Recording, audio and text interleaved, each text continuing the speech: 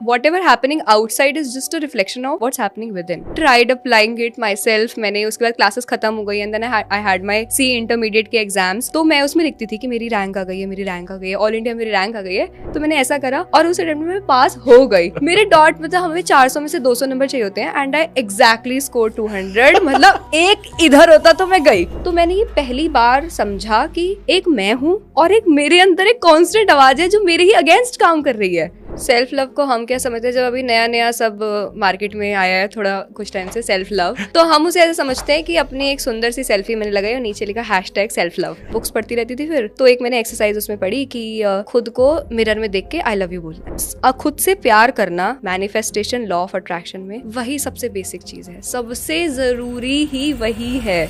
जैसे करियर वाली जब चीज हो गई थी सॉर्ट की, चलो डिग्री आ गई, अब नेक्स्ट स्टेप क्या होता है कि लाइफ में पार्टनर चाहिए. मैं ना पार्टनर की जो लिस्ट बना रही थी सब चीजें देख के ऑन द बेसिस ऑफ मुझे ये चाहिए, but it didn't work out. और मैंने उसमें समझा और बाद में मैंने क्या चीज सही करी जो I got the exact person. आपको क्या लगता है कि इमोशंस का कितना इंपॉर्टेंट रोल है मैनिफेस्टेशन की? जब मैं खुद को बेहतर समझ पाती हूँ, अपने इमोशन को समझ पाती हूँ एंड मैं अनअपोलोजेटिकली जब मैं हो पाती हूँ तो मैं बेस्ट डिसाइड कर पाती हूँ कि मुझे क्या चाहिए और क्या नहीं चाहिए. मैंने करा ऐसा बहुत बार. मैं रूम में सिर्फ बैठ के यहाँ हाथ रख के कि नेहा को क्या चाहिए, नेहा को क्या पसंद है, क्या सही में ये चाहिए. तो कोई इज देयर एनी वे जो आप सजेस्ट करते हो कि अगर आपका इनर चाइल्ड अगर वो परेशान है बेचारा, उसको हील कैसे किया जाए? तो वो एक होता है ना कि हम बचपन से एक इंसान ढूंढते हैं कि वो एक एडल्ट जो मुझे बचा ले. तो जो आप बड़े हो जाते हो तो आपको ही वो एडल्ट बनना पड़ेगा जो बचपन का ट्रॉमा आपका हील करेगा. अब मुझे लोग चाहिए. मुझे पहले 2 साल पहले लगता था कि आई डोंट नीड फ्रेंड्स या why do I need a man in my life, I am earning for my self. अब कोई क्या ही एड ऑन कर देगा मेरी लाइफ में. You should be a giver, but if you're only giving and the other person is not reciprocating it, not acknowledging it, not appreciating you for it, तो आपको थोड़ा सा समझना चाहिए और एक लाइन ड्रॉ करनी चाहिए उसके बाद. पता है पूरा लॉ ऑफ अट्रैक्शन मैनिफेस्टेशन में मुझे बेस्ट चीज क्या लगती है, everything is just mirroring out what's happening with in. अगर मैंने सोच लिया कि मेरे साथ जो होगा वो बेस्ट के लिए ही हो रहा है, मिल गया तो बेस्ट के लिए, नहीं मिला तो इससे अच्छा कुछ होगा, ये सोच के मैं लाइफ में आगे बढ़ जाती हूँ. And my beliefs always serve me and they prove me right all the time कि मुझे उससे बेहतर कोई मिल जाता है. चाहे कोई अपॉर्चुनिटी हो, कोई जॉब हो, कोई इंसान हो, तो हमेशा हुआ है. तो ये जो हमारी चाहत है कि उस स्पेसिफिक पर्सन को अट्रैक्ट कर लें, हम ना जब भी किसी स्पेसिफिक पर्सन को अट्रैक्ट करने का सोचते हैं तो हम उस पर्सन को अट्रैक्ट करने का नहीं सोचते हैं. उस पर्सन की इमेज जो मेरे दिमाग में है हम उसे लाइफ में पाना चाहते हैं. उनके साथ कुछ फिजिकल अब्यूज हुआ घर में ही किसी रिलेटिव के through and she was carrying a lot of hatred towards her mother की she didn't took stand for me. तो there is a prayer I do for forgiveness अपने लिए कि मुझे नहीं पता मैंने अपने किस जन्म में जाने अनजाने में नोइंगली अननोइंगली इंटेंशनली किसी के साथ कुछ भी गलत किया हो to any soul. So right now I seek forgiveness with all my heart. Hello दोस्तों, लॉ ऑफ अट्रैक्शन के एक और जोरदार पॉडकास्ट में आपका बहुत बहुत स्वागत है. आज का हमारा ये पॉडकास्ट बहुत खास होने वाला है और इस चीज़ के बारे में हमें बहुत सारे कमेंट आए जहां पर लोगों ने बात की कि हमें सेल्फ लव के बारे में और भी ज़्यादा समझना है, जिसमें हम आज जो पूरा जो पॉडकास्ट है इसमें हम सेल्फ लव के बारे में तो बात करेंगे. इसके साथ साथ सरेंडरिंग टू गॉड के बारे में भी बात करने वाले हैं, फॉरगिवनेस के बारे में भी बात करेंगे और ये भी बात करने वाले हैं कि अपने इनर चाइल्ड को कैसे हील किया जाए. और बहुत डिटेल में डिस्कशन होने वाला है और इस डिस्कशन को करने के लिए हमारे साथ एक ऐसे पर्सन है जो लॉ ऑफ अट्रैक्शन के बारे में, मैनिफेस्टेशन के बारे में काफ़ी सालों से सिखा रही हैं, समझा रही हैं, बहुत लोगों को मेंटोर कर रही हैं और I am sure about it आपने इनको कहीं ना कहीं यूट्यूब पर ज़रूर देखा होगा. इनका बहुत ही बेहतरीन सा एक चैनल है जहाँ पर ये अपने कंटेंट के ज़रिए लोगों की लाइफ को बदल रही हैं. सो सी नेहा दत्ता जी, आपका बहुत बहुत स्वागत है हमारे चैनल पर. Thank you so much for having me. Before we get into the conversation, I have something to say. आपका जो चैनल है रीडर्स बुक क्लब, वो मैंने मेरे CA फाइनल के एग्जाम्स थे and I was so stressed day before exam. मुझे कुछ नहीं समझ आ रहा था. वो एकदम ऐसा पीक एंजाइटी आपको फील नहीं होती कि ये भी करना है वो भी करना है. और मैं ऐसे चैनल पे गई और वहाँ पे द पावर ऑफ नाउ की आपने एक बुक समरी डाली थी. वहाँ पे आप पूरे एक्सप्लेन करते करते यू सेड वन लाइन उस बुक में से आपने बताई थी कि कई बार हमें काम करना होता है, हम उसको करने की जगह उसकी टेंशन में सारा वक्त दे रहे होते हैं उस मोमेंट में ना रह के. एंड पूरे कन्वर्सेशन उसमें पूरी वीडियो में just that line stayed with me. और फिर मेरी पूरे एग्जाम्स की पढ़ाई मैंने कहा वो मुझे इतनी सही लगी लाइन, और इसलिए ना हमें बुक्स पढ़नी चाहिए। And thank you so much, ये पॉडकास्ट आप अभी कर रहे हैं, पर आप उससे पहले जो पूरा इतना आपने सपोर्ट किया है बुक समरीज देकर, क्योंकि हम रेगुलर लाइफ में नहीं पढ़ पाते हैं वो, और उन बुक्स से, उन बातों से बहुत बहुत हेल्प होती है। मेरे तो वो गो टू थी, कोई भी कुछ समझ नहीं आ रहा है तो जाइए एक समरी का वीडियो खोलिए and good to go for the day. Thank you so much for that. Thank you so much to mention this. कई बार जब होता है आप कंटेंट देखते हो यूट्यूब पर किसी का, और जो लॉ ऑफ अट्रैक्शन मैनिफेस्टेशन के बारे में बात करता है, तो आप हमेशा ना ऑथेंटिक लोगों को ढूंढते हो कि कौन है जो बहुत जेन्युइनली दिल से अपना कंटेंट शेयर कर रहा है। और जब मैंने आपका कंटेंट देखा, मैंने देखा कि किस तरह के कमेंट्स आपके वीडियोस पर आते हैं, तो मैं सच में रिलेट कर पाया कि अगर कोई सिखा रहा है लॉ ऑफ अट्रैक्शन के बारे में, दिल से शेयर कर रहा है, तो वो आप भी हैं और उनमें से एक हैं। और हमें साथ में ज़रूर एक पॉडकास्ट करना चाहिए। और मैंने बहुत सारी चीज़ें देखी हैं आपके कंटेंट में। आप लॉ ऑफ अट्रैक्शन के बारे में, लेट गो के बारे में, सरेंडरिंग के बारे में, फॉरगिवनेस के बारे में बहुत बात करते हैं। और मैंने सोचा कि अभी तक हमने स्पेसिफिकली सेल्फ लव पे बात नहीं की अपने चैनल पर, कि सिर्फ इस चीज़ पर बात करते हैं कि सेल्फ लव कितना इंपॉर्टेंट है मैनिफेस्टेशन की जर्नी में। राइट। तो आज इस टॉपिक पर बात करते हैं, बिल्कुल। है ना? तो आई एम श्योर लोगों को बहुत समझ में आएगा। बहुत लोग इस टॉपिक का वेट कर रहे थे, and I am sure about it, बहुत सारे लोग आपका भी वेट कर रहे थे कि आप हमारे चैनल पर आए और हम बहुत सारी बातें करें। थैंक यू सो मच भाभी। जब आपका मेल भी आया था टीम से, मैंने 2-3 बार चेक करा कि is it really that Amit readers book club, और उन्होंने मुझे इनवाइट भेजा है। Thank you so much for having me. Thank you Neha. तो शुरुआत इस चीज़ से करते हैं कि आपका version of law of attraction क्या है? आप क्या कहते हैं कि लॉ ऑफ अट्रैक्शन है क्या? मेरे लिए लॉ ऑफ अट्रैक्शन सिंपल ऐसा है, ये नहीं, मेरे लिए ना वो टेक्निक्स वाला नहीं है। मैं कभी भी टेक्निक ओरिएंटेड बात नहीं कर पाती हूँ, क्योंकि मुझे ऐसा लगता है कि law of attraction is not just कि ये टेक्निक लगाई और उससे ये हो गया। उसके लिए आपको एक सर्टेन तरह का इंसान बनना होता है, और अपने लाइफस्टाइल में बहुत सारी चीज़ें चेंज करनी होती हैं, अपनी पर्सनालिटी में करनी होती है। So what ever happening outside is just a reflection of what's happening with in. अंदर जो चल रहा है, तो अंदर का बहुत कुछ बदलना पड़ता है, समझना पड़ता है खुद को, उस पर काम करते हैं, और फिर बाहर कुछ फोर्सफुली करने की ज़रूरत नहीं पड़ती, फिर बस चीज़ें हो जाती हैं, it just flows beautifully. So that's what I feel about manifestation and law of attraction to be specific. तो आपका पहला एनकाउंटर कब हुआ? आपने कब समझा कि यार ये तो काम कर रहा है मेरे लिए? ओके, तो हमने ना ऐसे, मेरी सीए की क्लास में एक फैकल्टी वो चला देते थे, वो जैसे ब्रेक हुआ तो बच्चे बाहर चले जाते थे, वो स्क्रीन पे द सीक्रेट मूवी चला देते थे ब्रेक के टाइम पे। तो मैं उसे देखती रहती थी। अब कोई पहली बार देखेगा ना, that person will so amazed bye it कि ओ माय गॉड, ये भी एक दुनिया एग्जिस्ट करती है, कि ऐसा सोचो ऐसा हो जाता है। तो मैंने देखा, I tried applying it myself. मैंने उसके बाद क्लासेस खत्म हो गई, and then I had my C intermediate के एग्जाम्स। तो मैं उसमें लिखती थी कि मेरी रैंक आ गई है, मेरी रैंक आ गई है, ऑल इंडिया मेरी रैंक आ गई है। And nothing happened actually. I couldn't make it in that attempt. उसके बाद मैंने एक चीज़ समझी, फिर मैंने द सीक्रेट में बुक लेकर आई। मैंने कहा बुक पढ़ते हैं, ये है 2013 की बात। तो मैंने कहा बुक पढ़ते हैं कि क्या है। वहाँ बुक में ऐसे पढ़ते पढ़ते एग्जाम हो चुके थे, रिजल्ट आना था, मे बी 1 हफ्ता बचा होगा। तो मैंने वो बुक पूरी पढ़ ली एक दिन में, सिंगल सिटिंग में मैंने बुक खत्म कर दी वो। उसमें मैंने एक चीज़ पढ़ी कि एक कोई लेडी थी, उन्हें घर चाहिए था, तो उन्होंने ना उसका एड्रेस वो अपने नाम पे लिखती रही अपना नाम, और वो पूरा नेम प्लेट जैसा, और वो शी सेट, वो पूरा डायरी पेन लिखा, और उनको शाम तक कॉल आ गया कि वो घर उन्हें मिल गया, उनका कुछ फंसा हुआ था, डिपॉजिट या कुछ। तो मैंने कहा वाह यार, मतलब ये तो मैं भी करके देख सकती हूँ, 1 हफ्ता बचा है, पास हुई तो हुई। इस मोमेंट में मैंने एक चीज़ समझी कि करके देखते हैं, हुआ तो हुआ, नहीं हुआ तो नहीं हुआ। और मैंने बैठा, मैं लिखा। पहले तो शुरू में झूठ लग रहा था कि thank you I have clear the exam, तो बहुत झूठ लग रहा था। मैं लिखती गई, इवेंचुअली ना मुझे उसमें बहुत मज़ा आने लगा वो करते करते। बस मुझे कुछ देर के लिए उस जोन में जाकर अच्छा लगता था कि what if I clear the exam. तो मैंने ऐसा करा, और उस अटेम्प्ट में मैं पास हो गई। मेरे डॉट, मतलब हमें 400 में से 200 नंबर चाहिए होते हैं, एंड आई एग्जैक्टली स्कोर 200। मतलब एक इधर होता तो मैं गई। तो आई स्कोर 45, 55, 50, 50। मुझे आज तक मेरा वो टोटल याद है। तब मुझे पहली बार लगा कि wow man, this stuff actually works. This is good, wow. तो जब आप आज मैनिफेस्टेशन के बारे में आप सिखा भी रहे हो बहुत सारे लोगों को, तो आपको क्या लगता है कि किस तरह के सवाल सबसे ज़्यादा आपके पास आते हैं आज के वक्त में? मेरे पास ये आता है कि दीदी, people call me, my student call मी दीदी से एड्रेस करते हैं। तो दीदी हमने भी एफर्मेशंस लगाई, मेरे लिए तो काम नहीं करी, या फिर मैं तो जो सोचती हूँ उसका उल्टा हो जाता है, तो मेरे साथ ये सब काम क्यों नहीं कर रहा है, और मैंने भी विजन बोर्ड बनाया था, मेरे लिए काम क्यों नहीं करा। तो उसके लिए जैसे मैंने शुरू में कहा, हमें ये लगता है कि बस it's just one technique away, पर टेक्निक कोई भी लगाना या कोई सिर्फ कह देना कि मैंने भी एफर्मेशन करी थी, ये बहुत सरफेस लेवल की बात है।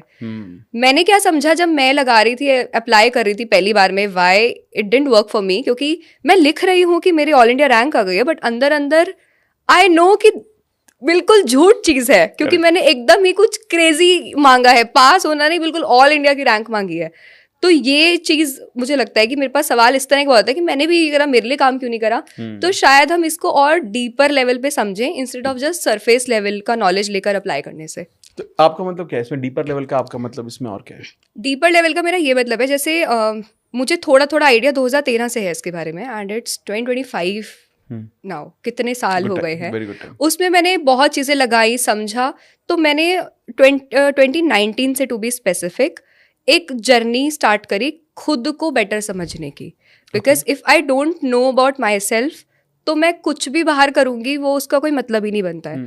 तो मैंने धीरे धीरे समझा। तो एक इंसिडेंस मैंने एक्सपीरियंस करा था अपने साथ, एक एक्सपीरियंस था कि ये जैसे मुझे ना बहुत लगता था, although I am not mad, मैं पागल वागल नहीं हूँ, मुझे ऐसे लगता था कि मेरे दिमाग में कोई आवाज़ आती है, मतलब आई ट्राई एक्सप्लेनिंग इट, कि जैसे कभी मैं घर में डस्टिंग कर रही हूँ, कुछ कर रही हूँ, so I always wanted music to be on. तो मैं म्यूजिक के बिना काम नहीं कर पाती थी। या मैं अगर ऑटो में कहीं जा रही हूँ तो अगर किसी दिन मैं अपनी ईयरफोन्स भूल जाती थी ना, तो मुझे लगता था कि अब कैसे गुजारा होगा ईयरफोन्स के बिना। या मैं रात को बेड पे लेटी हूँ तो वो मेरे लिए बहुत ही खौफनाक पल होते थे कि जब तक मुझे नींद नहीं आ रही है उस बीच में अब मैं क्या करूं। अब मेरे दिमाग में कुछ चल रहा है और वो बहुत तेजी से चल रहा है और मैं उसे नहीं रोक पा रही हूँ। या मैं कुछ नया अटेम्प्ट करने जा रही हूँ तो there is a constant voice within कि अरे नहीं हो पाएगा। तो मैं ये समझ पा रही थी कि मेरे अंदर एक आवाज़ चलती है। तो मैंने ये पहली बार समझा कि एक मैं हूँ और एक मेरे अंदर एक कांस्टेंट आवाज़ है जो मेरे ही अगेंस्ट काम कर रही है। तो सेल्फ लव तो बहुत बाद में आया। मैंने तब रियलाइज़ करा कि मैं थोड़ा सेल्फ हेट्रेड में जी रही हूँ, कि मैं कुछ काम कर रही हूँ तो उससे पहले ही अंदर से रिजेक्ट कर देना कि बाहर से तो मुझे कोई बाद में रिजेक्ट करेगा। I am rejecting myself then and there कि अरे नहीं हो पाएगा, मैं ये नहीं कर पाऊंगी, मैं वो नहीं कर पाऊंगी, मैं अच्छी नहीं दिख रही हूँ। मैं अपने स्कूल की 12th की फेयरवेल तक में नहीं गई थी because I had so much into my mind कि I don't look that good. अब कोई अगर बाहर से देखता है तो उसे लगता है कि अरे कहाँ झूठ बोल रही है, ऐसा थोड़ी है, सही तो दिख रही हो। पर ये एक्सटर्नल था नहीं ना, it was all with in कि मैं ऐसी नहीं दिख रही हूँ, मैं वैसी नहीं दिख रही हूँ, मेरी जो स्टैंडर्ड ब्यूटी स्टैंडर्ड है, मैं उतनी गोरी नहीं हूँ जितना सोसाइटी एक्सपेक्ट करती है, मेरी हाइट उतनी नहीं है। So I had so much of this going on in my head. और वो बचपन से बड़े होते इकट्ठा होते तो कितना हो चुका होगा वो क्लटर। तो वो पूरा क्लटर मेरे दिमाग में आ गया था। तो वहाँ से इट ऑल जस्ट स्टार्टेड। मैंने वो जर्नी वहाँ से शुरू करी कि एक आवाज़ अंदर है और एक मैं हूँ। वो डिस्टिंक्शन मैंने पहली बार समझा। तो मतलब ये तो बहुत, मतलब ये आई am so happy you sharing this. ये आई थिंक वो वक्त फिर आपके लिए बहुत डिफिकल्ट होता होगा। तो आपने उस वक्त ऐसा क्या किया कि जो ये आपने जो नॉइस जब आपने सुनना बंद किया, क्योंकि कहीं ना कहीं तो आप बदलाव लेकर आए होगे अपने थॉट में, है ना। और हम ये इस बात करते हैं बार बार कि खुद से प्यार करना कितना ज़्यादा ज़रूरी है हम लाइफ में कुछ भी करना चाहते हैं। तो जब ये अपोजिट रिएक्शंस आपको मिले तो आपने कुछ किया उस वक्त कॉन्शियसली? सबसे पहले तो मैंने इस चीज़ को एक्नॉलेज किया कि there is a voice going on in my head. क्योंकि अगर मैं ये किसी को भी बाहर बताती तो कोई नहीं समझ पाता उस बात को। एक दो बार मैंने ट्राई भी करा कि अपने किसी फ्रेंड से मैं शेयर करूं कि मैं क्लास में बैठी, मैं कुछ समझ नहीं पाती थी क्या चल रहा है, क्योंकि मेरे दिमाग में कॉन्स्टेंटली चल रहा है कि सब आसपास पढ़ रहे हैं, सबके क्वेश्चंस होते जा रहे हैं, मैं नहीं कर रही हूँ, मैं तो फेल हो जाऊंगी। अब वो अंदर चल रहा है। अब मैं किसी को घर में अगर एक्सप्लेन करूंगी तो घर वालों को लगेगा कि नाटक कर रही है, पढ़ना नहीं है। इसलिए मैं पढ़ना चाहती हूँ, मैं चीजें करना चाहती थी, पर मैं नहीं कर पा रही थी due to the constant voice. And I tried explaining this to few of my friends and they said तू घर में रहेगा ना, तेरा दिमाग खराब हो गया है, थोड़ा बाहर जाया कर, बाहर निकला कर, लोगों से मिला कर, कहीं घूमा जाके। और फिर मुझे, क्योंकि मैं इस चीज़ को एक्नॉलेज कर देयर इज समथिंग हैपनिंग, तो मैंने उनसे कहा भी, मैंने समझा भी कि ये ना टेम्पररी सोल्यूशन होगा। मैं कहीं बाहर चली जाऊँ, कहीं घूम आऊँ, वापस तो उसी कमरे में आके खुद के साथ बैठूंगी ना। रात को क्या करूंगी जब दिमाग भाग रहा होगा और मैं नहीं रोक पा रही होंगी। तो मैंने इस चीज़ को पहले समझा कि I am experiencing something different, जो ये शायद नहीं समझ पा रहे हैं। उस टाइम पहली बार जो मैंने एक चीज़ चेंज करी कि खुद को ब्लेम करने की जगह कि there is something wrong with me, I acknowledge and address it कि there is something different happening with me, not wrong. उसको पहले समझ के फिर मैंने, गूगल ने मेरा बहुत साथ दिया उस समय। तो मैं ऐसे यूट्यूब गूगल पे ढूंढती रहती थी, ऐसी पूरा टाइप करके कि I can listen a constant voice in WhatsApp. तो वहाँ से मुझे मेडिटेशन के बारे में पता चला पहली बार 2019। तो मैंने मेडिटेशन के बारे में वहाँ से पढ़ा, और हमारी किसी सीए की क्लास में किसी ने द पावर ऑफ नाउ वो बुक सजेस्ट मुझे करी थी। तो मैंने जब उसको पढ़ना शुरू किया, जो वो बुक जिस तरह से लिखी है और जो उसमें बातें हैं, it just calms down something with in you. तो मैंने समझा कि जो मैं अंदर आवाज़ सुन रही थी वो एक मतलब कुछ चीज़ होती है, वो ऐसा ही नहीं है कि वो हवा वाली बातें नहीं कर रही थी मैं। तो मैंने समझा, एंड आई सिंपल चीज़ जो एक्सरसाइज मैंने उस समय पे शुरू करी कि जैसे मैं स्टेयर्स चढ़ती थी ना, तो हम क्या ऐसे चढ़ जाते हैं तो कॉन्शियस थोड़ी होते हैं। So I started just counting the number of stairs, मैं जब स्टेयर्स पे चढ़ रही हूँ तो पहला वो, फिर अगर मैं हैंड वॉश कर रही हूँ तो आई कुड जस्ट मैं टैप ऑन करके मैं ऐसे देखती थी कि हाँ हाथ पे पानी पड़ रहा है, ऐसा बस। क्या मैं खाना खा रही हूँ तो मैं फिर टीवी, पहले हम क्या करते हैं टीवी चला दिया, खाना खा रहे हैं, तो मैंने सोचा खाना खा रहे तो सिर्फ खाना खा रहे हैं, मतलब एक बाइट मैंने लिया, हाउ इट जस्ट एट। तो मैंने धीरे धीरे मुझे पता चला कि ये माइंडफुल लिविंग होता है। तो ये मैंने जब थोड़ा थोड़ा शुरू करा, और मैं तो फील करती थी जब मैं ऐसा कर रही हूँ तो अंदर कुछ जो भागा दौड़ी मची हुई थी ना वो थोड़ा सा शांत हुआ, तो मैं थोड़ी सी स्लो डाउन हुई। तो होता है ना कि जब आप पहला एक स्टेप लेते हो किसी जर्नी की तरफ, फिर तो आपको रास्ते मिलते जाते हैं, चीज़ें मिलती जाती हैं। So that's how I got into meditation या लॉ ऑफ अट्रैक्शन की जादुई दुनिया में। Wow, this is so good. ये बहुत अच्छा भी लग रहा है, क्योंकि कई बार ना बहुत सारे लोग ना घबराते हैं ये सारी बातें करने में, क्योंकि ये जो इनसिक्योरिटीज़ होती हैं या फिर ये जो डर होते हैं ना, हम सभी के अंदर होते हैं एक वक्त पर। और जब हम ये समझते हैं कि अगर कि जितने भी लोग ये जर्नी, जितने भी लोग ये पॉडकास्ट देख रहे हैं, हमें हमारे जैसे बहुत सारे लोग उनमें से भी होंगे जो जो जो ये समझ पा रहे होंगे कि शायद वो ये गो थ्रू कर रहे हैं, और लोगों को लगता है कि यार हम वो कुछ ऐसा गो थ्रू कर रहे हैं जो कि बहुत अलग है। ये कुछ अलग नहीं है, आपने भी वो गो थ्रू किया है, मैंने भी वो गो थ्रू किया है। मेरे अलग ट्रॉमास थे लाइफ के। जब स्टूडेंट थे तो हम पढ़ ही नहीं पाते थे, स्कोर ही नहीं आ पाते थे, 40% से ज़्यादा कभी मार्क्स ही नहीं आए लाइफ में। तो वो जो डर भी थे, और वो बट वो है कि शायद हमें सही वक्त पर कुछ ऐसी चीज़ें मिली जिसको हमने अडॉप्ट करके हम आगे बढ़ते गए। भाई यहाँ पर ना एक वर्ड आपने भी यूज़ किया अभी, जिसके बारे में हमें बात भी करनी है, बहुत बात करेंगे उसके बारे में, सेल्फ लव। सेल्फ लव कितना इंपॉर्टेंट है, और पहले ये समझते हैं कि सेल्फ लव है क्या? सेल्फ लव को हम क्या समझते हैं, जब अभी नया नया सब मार्केट में आया है थोड़ा कुछ टाइम से सेल्फ लव, तो हम उसे ऐसे समझते हैं कि अपनी एक सुंदर सी सेल्फी मैंने लगाई और नीचे लिखा #self-love। या अब थोड़ा इसको नॉर्मलाइज करने लगे हैं कि हम सोलो डेट पर जा रहे हैं, अकेले गए हैं हम, या सोलो ट्रैवल कर रहे हैं हम, so this is a self love. ये है सेल्फ लव, पर बहुत एक सतह लेवल का, सरफेस लेवल का सेल्फ लव है। इसके बहुत डीप में चीज़ें होती हैं जो मैंने अपने लिए समझी। सेल्फ लव मैंने सबसे पहले अपने लिए क्या समझा कि जैसे मेरी खुद की बहुत सारी इनसिक्योरिटीज़ थी, और उसके चलते मैंने बहुत ज़्यादा दोस्त नहीं बना पाई मैं, या बहुत अच्छा करियर वाइज मैं एक सर्टेन टाइम तक नहीं कर पाई। या उसके बाद मेरी जो पसंद की चीज़ें भी हैं, जैसे मुझे बहुत पसंद था डांसिंग, पसंद था स्कूल में, you name it, extra curricular, and I was there on stage for everything school time पर फिर सीए में आ गई, फिर वो जब चीज़ें पीछे छूट गई, रह ही गया। फिर हम अलग ही पढ़ाई कर रहे हैं, इनसिक्योरिटी चल रही है, फियर चल रहे हैं, इस सब में मैं भूल गई कि मैं क्या थी पहले। फिर अभी सीए में एक फेस्ट हुआ था 2019 के अराउंड ही हुआ वो, और मैंने उसमें सोचा कि अब उस समय मेरी कोई दोस्त नहीं था साथ जाने के लिए, एक बेस्ट फ्रेंड थी, उसकी शादी हो गई थी, आई वॉज ऑल अलोन।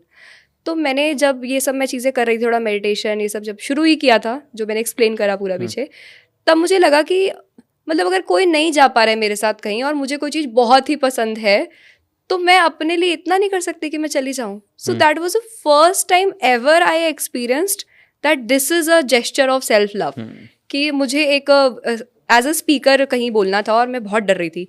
मैंने खुद को बोला कि पहली बार कि ज़्यादा से ज़्यादा क्या हो जाएगा, मैं स्टेज पे जाऊँगी, चुप हो जाऊँगी, भूल जाऊँगी, धक्के मार के स्टेज से तो उतारेगा नहीं कोई, इतना तो नहीं चल रहा है कुछ। तो मैंने कहा चाह के देखते हैं बस। तो ये मेरे लिए पहला था कि करेज दिखाना, खुद के दिमाग से ऊपर उठकर खुद को ये बताना कि नहीं नहीं हो जाएगा, करके देखते हैं। तो मैंने जो खुद को एक स्लाइड पुश किया, let's give it a shot, और मुझे करके बहुत अच्छा लगा।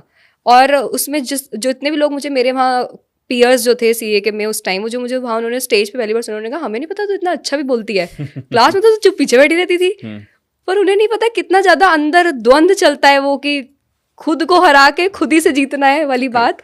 तो मैंने पहली बार ये करा, मुझे बहुत अच्छा लगा। फिर उसी दिसंबर 2019 में ही फिर एक डांस का कंपटीशन हुआ, मैं उसमें भी गई। पहले मैं सोचती थी कि नहीं, मैं तो इतना कहीं से सीखा नहीं है, कर पाऊंगी नहीं कर पाऊंगी, इतने सीखे लोग वेल ड्रेस होकर आए, मैं तो घर से ही कुछ जुगाड़ लगा के ड्रेस पहन कर आ गई। बट अब मैं फिर भी गई वहाँ पर, मैंने परफॉर्म किया और मैं सेकंड भी आई उसमें। तो वो मेरे को लगा कि जो एक स्लाइट पुश मैंने करके अपने बारे में सोचा कि नहीं जा रहा कोई दोस्त तो नहीं जा रहा, मैं जाऊंगी, तो वो मेरे लिए पहला एक्सपीरियंस था how self love feels like. और उसके बाद मैंने ऐसी में बुक्स पढ़ती रहती थी फिर, तो एक मैंने एक्सरसाइज उसमें पढ़ी कि खुद को मिरर में देख के आई लव यू बोलना है। और अब ये सुनने में बड़ा क्लीशे लगता है ना, खुद से प्यार करो, खुद से प्यार करो क्या होता है। मैंने कहा चलो करके देखते हैं। अब मैं शीशे के सामने जाके खड़ी हुई, मैंने शायद पहली बार मैं अपनी आंखों में देख रही थी। I was standing in front of the mirror, I was looking into my eyes. थोड़ी देर बाद मैं रोने लग गई बहुत ज़्यादा, मेरी आंखों से इतने आंसू निकल रहे हैं, क्योंकि उस समय मैं समझ रही थी कि अब तक मैं अपनी लाइफ के 22-23 साल खुद को दूसरों की नज़र से देखती आ रही थी कि मैं पतली दिख रही हूँ, मैं छोटी दिख रही हूँ, मेरा रंग ऐसा है। पहली बार मैं खुद को सिर्फ इंडिविजुअल नेहा देख रही हूँ, हु नेहा इज़। मैं सिंपल अपनी सीधा आंखों में देख रही थी। And I cried so bad that day. मैं शीशे में देखे खुद को रोए जा रही, मेरे को लग रहा है कि ओ मेरी तो कुछ गलती भी नहीं थी, इतने क्या मैं सब इनसिक्योरिटी सोसाइटल ये वो के चलते खुद को इतना ऐसे रखा। फिर मैंने सोचा दिस स्टफ वर्क्स। अब आपने जैसे एक चीज़ कही कि बहुत लोग इन सब चीज़ों से गो थ्रू करते हैं, कुछ लोग उससे उभर जाते हैं, कुछ लोग एकदम बिखर जाते हैं उसके बाद। फ़र्क यहाँ पर ये होता है कि हमने सुनी तो हमने एटलीस्ट एक खुले दिमाग से we gave it a shot कि चलो करके देखते हैं। सम पीपल, मैं जैसे वर्कशॉप करती हूँ, कुछ लोग आते हैं सुनते हैं चीज़ें, they just reject it then and there कि ऐसे थोड़ी होता है, हटाओ, करके तो देख लो ना एक बार। मतलब शीशा सबके घर में खड़े होके देखो ना एक बार अपनी आंखों में, call out your name, whatever your nickname is, look into the mirror and say I love you. You will feel something so different doing it for the first time. Correct. So that's how I experienced self-love. तो आप खुद से प्यार करना कितना ज़्यादा ज़रूरी है फॉर बेटर मैनिफेस्टेशन? सबसे ज़्यादा ज़रूरी खुद से ही प्यार करना है। And this is not being selfish. हमें अगर ये कहो ना तो सब you are so self obsessed, you are so selfish, so whom I am you are expecting me to be obsessed with? People around, my career, ये सब तो मुझे पता। ये मैंने ये समझा कि खुद से प्यार करना मैनिफेस्टेशन लॉ ऑफ अट्रैक्शन में वही सबसे बेसिक चीज़ है, सबसे ज़रूरी ही वही है। जब टीम ने भी पूछा कि मैं किस किस बारे में बात करती हूँ, तो मैंने भी पहली बार उस दिन बैठ के सोचा कि अगर मैं सारी चीज़ें फिल्टर आउट करूँ कि I talk about this this this, तो what is the most important thing I would love to shout out loud to the world. तो आई से कि प्लीज़ लव योर सेल्फ। और सेल्फ लव में क्या क्या चीज़ आती है कि मैं जैसी दिख रही हूँ, और मैं बहुत बार फेल हुई सीए में, तो मैं खुद को हमेशा ब्लेम करती थी कि यार मैं स्कूल में भी एवरेज ही रही, यहाँ पे भी फेल, लोग आगे निकल गए पीछे निकल गए। वो the very first time I said हाँ तो हाँ हो गई, लग गए अटेम्प्ट, फेल हो गई, ये नहीं हुआ करियर में, मेरे हिसाब से चीज़ नहीं, हाँ तो सांसें चल रही है ना, बढ़िया दिख रही हूँ ना, कर लूँगी ना कुछ तो दिमाग है ना इतना। तो वो जो, और फिर उससे जो कॉन्फिडेंस आप में आता है खुद को समझ के, खुद को एक्सेप्ट करके, वो डिफरेंट लेवल होता है। फिर जब आप एक कॉन्फिडेंस से किसी भी रूम में एंटर कर पाते हो, और ये सब अंदर से, मैं बाहर से आप कितना भी मोटिवेशनल वीडियोस देख लो कि you can do it, you can do it, if you from with in do not feel worth it, good enough, वो नहीं हो पाएगा। और मैं it's been 3 years I am on YouTube, बहुत लोग से मेल पे बात होती है, कमेंट सेक्शन में, 1-on-1 कन्वर्सेशन, कंसल्टेशन में, मैंने ये समझा हम सबको कहीं ना कहीं लगता है I am not good enough. सबको यही लग रहा है। वो हमारे पास टाइम के साथ साथ इवॉल्व होते जा रहे हैं गुड इनफ, कि मे बी शायद मैं पहले सोलो वीडियो के लिए गुड इनफ फील नहीं करती थी, फिर मैं शायद पॉडकास्ट के लिए गुड इनफ फील नहीं करती थी, but we all feel that I am not enough maybe looking at the people around. और अगर नॉट इनफ वाली फील आ रही है तो वील कीप ऑन अट्रैक्टिंग जो हमें लोग ऐसा फील करवा रहे हैं, नॉट गुड इनफ। ऐसे करियर में मैं आ जाऊंगी जो मुझे फील करवा रहा है I am not good enough. So first step is I fixed the self love वाला thing within me. So this was the first step, और उसमें मैंने, and it started with the self acceptance wherever I am today। मैंने ये यहीं से शुरू किया। 2020 में जब कोविड आया, मैं तो बड़ी खुश, मैंने पूरा टाइम खुद को दिया। उसके बाद तो आई रेड मल्टीपल बुक्स और सब चीज़ें अप्लाई करके देखी लाइफ में। फिर मैं जो करती थी, जैसे जो स्कूल में लिखा करती थी, I resume that writing, I resume dancing. First आऊँगी नहीं आऊँगी, मैंने फिर उसकी परवाह छोड़ दी, मुझे मज़ा आ रहा है इसलिए करूँगी। तब से इट्स बीन 4-5 years नाउ, और मैंने बस ये लगाया कि मैं कुछ काम करी, मुझे मजा आ रहा है ना, ये मेरा पैरामीटर होता है अब। आई डोंट जज things with how much money I will be getting with it, मुझे मजा आया वो चीज़ करके, तो बस वर्थ इट है। Amazing amazing.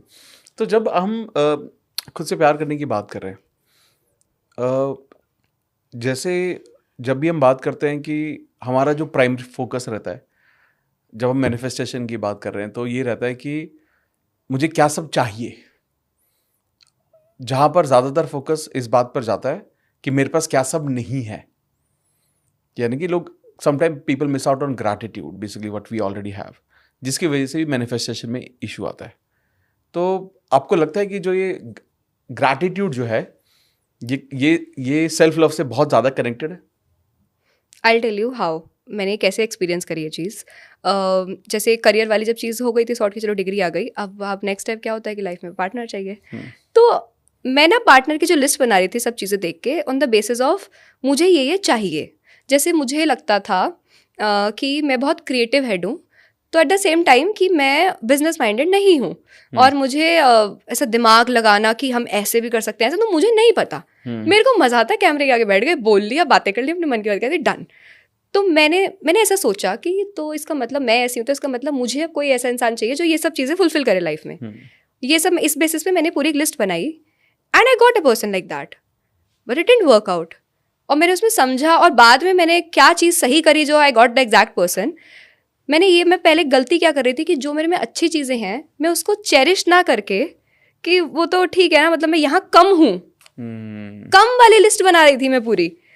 पर मैंने जब देखा चीज़ें वर्कआउट नहीं करी, मैंने कहा मैं तो, और उस टाइम आपको ज़्यादा हिट होता है जब आपने पूरा लॉ ऑफ अट्रैक्शन पढ़ चुके हैं, सब चीज़ें सब अप्लाई कर चुके हैं, आपको लगता है कि मैं तो सब जानती हूँ, फिर कहाँ गलती रह रही है। तो मैं फिगर आउट नहीं कर पाई उस टाइम। पर बाद में जब मैंने बैठ के फिर ये मैंने कहा मतलब मैं अगर अच्छा कर रही हूँ तो मैं क्रिएटिव हेड हूँ ना, मतलब I started cherishing what's good within me. कि मैं उसको बहुत नेगेटिव देखती थी कि मैं बहुत एक इमोशनल तरह की इंसान हूँ। तो मैंने बाद में इसको ये देखा कि wow, I can feel my emotion so deeply. मतलब मुझे, जैसे मेरी एंगेजमेंट थी तो मैं ऐसे सब डांस करें मेरे लिए, तो मैं पूरा चीयर अप करके उसने ऐसे मम्मी साइड से आके धीरे धीरे, लोग देख रहे होंगे आसपास, मैंने कहा I want to feel every emotion, I am feeling happy. और मैं अगर एज अ ब्राइड एंट्री कर रही हूँ या मैं अपने एंगेजमेंट में एंटर करती हूँ, I was crying so bad, क्योंकि आई वाज थिंकिंग कि wow this is so good, out of gratitude I was crying. तो मैंने सोचा कि ये मेरा नेगेटिव ट्रेट नहीं है, ये तो बहुत अच्छी बात है ना, I can feel all the emotion intensified. तो मैंने सब चीज़ों को चेरिश करना शुरू करा जो मेरे बारे में है। जब मैंने वो करा तो आई गॉट अ पर्सन जिसने somehow वो गैप फिल कर दिए जो मेरे में लैक थे, because I was not focusing on the lack that moment. So focus on what good is in your life, universe will take care, universe, God, energy, that will take care of what you want. Correct. आप बस जो है उसके बारे में उसको appreciate करो। Amazing, बहुत बहुत अच्छे से समझा है आपने, और आई थिंक ये बहुत इंपॉर्टेंट भी है। आपने बात की अभी इमोशंस की। बहुत सारे लोग ऐसा सोचते हैं कई बार कि ना मैं आई एम इमोशनल फूल, मैं ना बात बात पे रो देता हूँ या रो देती हूँ, मेरे इमोशंस मेरे काबू में नहीं रहते, तो मैं लाइफ में इसलिए कुछ भी हैंडल सही से नहीं कर पाता या कर पाती। तो हालांकि मेरे पर्सपेक्टिव बिल्कुल उल्टा है इसके बारे में। तो आपको क्या लगता है कि इमोशंस का कितना इंपॉर्टेंट रोल है मैनिफेस्टेशन की जर्नी में? मेरे को भी पहले ऐसा लगता था कि मैं अभी भी बात बात पे रो देती हूँ। मतलब when I met my husband, तो उन्होंने ये कहा कि ये कई बार मैं रो रही होती तो मम्मी आती है मेरी मदर इन लॉ की, रो क्यों रही है? वो कह रहे नहीं खुशी में रो रही है, तो यार दुख में रो रही है, ये रो लेती है हर बात पे। तो that just my way of venting out things. तो कई बार हम कहते हैं ना कि इमोशंस मेरे मुझसे हैंडल नहीं हो रहे हैं या मुझसे मैनेज नहीं हो रहे हैं, maybe I am so weak to deal with it. If you are happy about it, say it out. If you're sad about it, say it out, cry it out. Well, just vent it out from your system. मैंने क्या करा, जब मैं meditation का थोड़ा मैंने intensify करा कि मैं 40 मिनट्स बैठती थी शांति में एंड जस्ट मेडिटेटिंग, पूरा बॉडी स्कैन कर रही हूँ मैं बंद आंखों से। So I use to feel heaviness at lot of my body parts. मुझे ऐसा दिल में भी ऐसा भारी भारी लगता था, और फिर मैं बस for no reason I am just crying so bad. तो उससे मैंने समझा कि जब हम कई बार अपने इमोशंस को सप्रेस कर देते हैं अंदर, अब वो अंदर ही रहे ना, वो निकल थोड़ी बाहर। तो आपके जो भी अनप्रोसेस्ड इमोशंस होते हैं, आपके जो सप्रेस्ड इमोशन, कि आपको अभी कुछ बहुत बुरा लगा, आपने बोला नहीं किसी से क्योंकि you are mature, how can you react on it, तुमको कैसे बुरा लग सकता है, तुम कैसे रो सकती हो, तुम्हें तो सब ज्ञान है, तुम क्यों रो रही हो, बड़ी हो गई हो। ये सब सुन के आपने खुद को रोक दिया, but inner child within you just want to express it out ना। तो अपने इमोशंस को अपनी वीकनेस ना समझ के, पहली बात तो हम खुद ही को बुरा फील करवाते हैं कि रो लिए तो भाई अब बुरा, अब गिल्टी फील हो रहा है कि रो क्यों लिए। रोलिए, मैं तो अपनी स्ट्रेंथ समझती हूँ कि मैं रोली, कि मैं इतनी स्ट्रेंथ करेज है मुझ में कि मैं अपनी वल्नरेबिलिटी सामने दिखा सकती हूँ. I can be my authentic self. You like me or do not like me is your problem, not mine. So I made it very clear. I started owning myself. तो अपने इमोशंस को, अपने behaviour को मैंने own करा, और जहाँ जहाँ फिक्स करने की जरूरत थी वहाँ करा भी. पर ये नहीं कि मैं कुछ एक बेकार सा प्रोजेक्ट हूँ जिसको पूरा फिक्स होने की जरूरत है, इस इंटेंशन से नहीं. I started owning a lot of my emotions. और इसने मुझे कैसे हेल्प किया, मैं उस मैनिफेस्टेशन में टू बी स्पेसिफिक, जब मैं खुद को बेहतर समझ पाती हूँ, अपने इमोशंस को समझ पाती हूँ, एंड मैं अनअपोलोजेटिकली जब मैं हो पाती हूँ, तो मैं बेस्ट डिसाइड कर पाती हूँ कि मुझे क्या चाहिए और क्या नहीं चाहिए. If I am not happy with something, I just say it out. और ये मेरे लिए फॉर्म ऑफ सेल्फ लव है कि मैंने बाउंड्री सेट कर दी. अगर मुझे लगा कोई somebody is not being authentic with me, या किसी ने मुझे मीन जोक मार के ओहो यू कांट टेक जोक्स बोल के बुरा फील करने की कोशिश करी, हाँ I can't take mean joke because I don't like, मैं जब मीन जोक्स किसी पे नहीं करती तो मैं लूंगी भी नहीं. That's I am setting a boundary here, and that's a form of self love, self care for me. Not looking pretty all the time, that's bonus of course, but ये एक था ना मेरे लिए. तो मैंने ये जब चीज़ें समझी और अपने इमोशंस के, कोई मुझे बुरा फील करवाए मेरे इमोशंस के लिए, I will own my emotions. और जब आप ऐसा करते हैं तो फिर आप खुद को पीछे नहीं छोड़ते हैं. मैनिफेस्टेशन में बहुत लोग नहीं कर पाते हैं चीज़ें. क्यों? क्योंकि वो खुद को पीछे छोड़ देते हैं और वो सोचते हैं कि अब लाइफ में कुछ चीज़ हो जाएगी. हम सब के अंदर अभी भी वो 5-6 साल का ही बच्चा है, वही रिएक्ट करता है, वो खुश है, तो आपको सब मिलेगा लाइफ में. और आप अगर उसी से नहीं पूछ रहे हैं कि तुझे क्या चाहिए. मैंने करा ऐसा बहुत बार, मैं रूम में सिर्फ बैठ के यहाँ हाथ रख के कि नेहा को क्या चाहिए, नेहा को क्या पसंद है, क्या सही में ये चाहिए. ये सब जब मैंने खुद से सवाल करने शुरू करे तो उसमें मैं बेहतर समझ पाई कि ये चाहिए. और जब दिल से आपको चीज़ चाहिए होती है ना, आपको मिलती है. और दिल से क्या चाहिए, दिल से वो इनर चाइल्ड हो, दिल से ही चाहिए आपको. तो ये सब जब मैंने समझ पाई तो मैं चीज़ें बेहतर लाइफ में मैनिफेस्ट कर पाई.